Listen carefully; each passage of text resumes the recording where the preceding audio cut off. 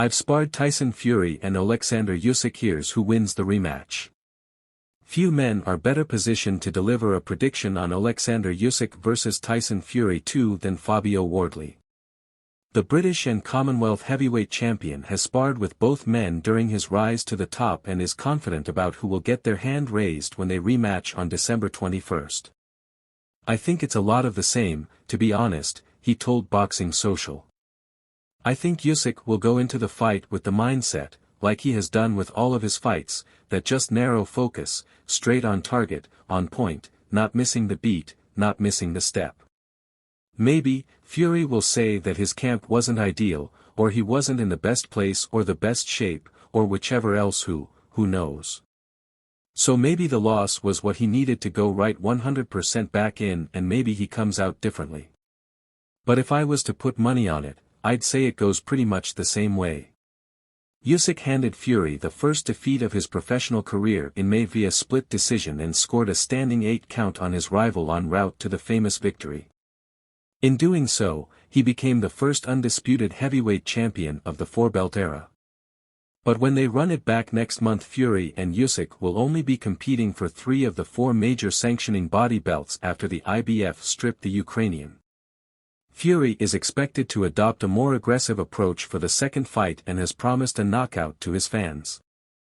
The Mancunian's coach Andy Lee claims Fury was unable to do any proper sparring ahead of his last outing with Usyk after sustaining a cut above his right before their initial planned meeting, which could prove to be a decisive change for their next encounter. It was a close fight. I thought it could have been a draw, but I had no arguments with Usyk getting the decision, Lee said in a recent interview.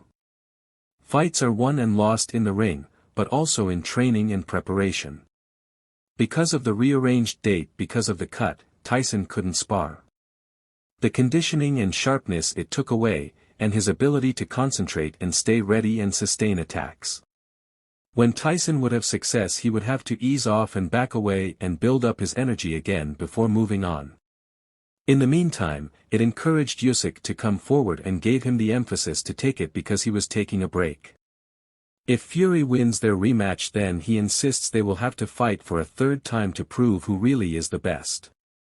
But if Usyk wins, then his manager insists the only fight left for him to have is a rematch with newly crowned IBF heavyweight champion Daniel Dubois.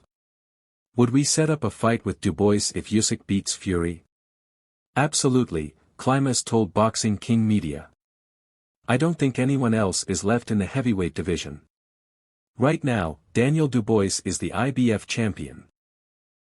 Usyk stopped Dubois in August after being dropped by a shot that divided fans and media alike. Some claimed the punch, which floored Usyk for several minutes, was legal and should have been counted, while others insisted it had strayed low. The referee determined it was an illegal blow, and so Usyk was given 4 minutes to recover before coming back to knock out Dubois in the 9th round with a jab. Many people discussed the first fight, claiming it wasn't a low blow, but it undoubtedly was, Klimas added. Many people discussed the first fight, claiming it wasn't a low blow, but it undoubtedly was, Klimas added.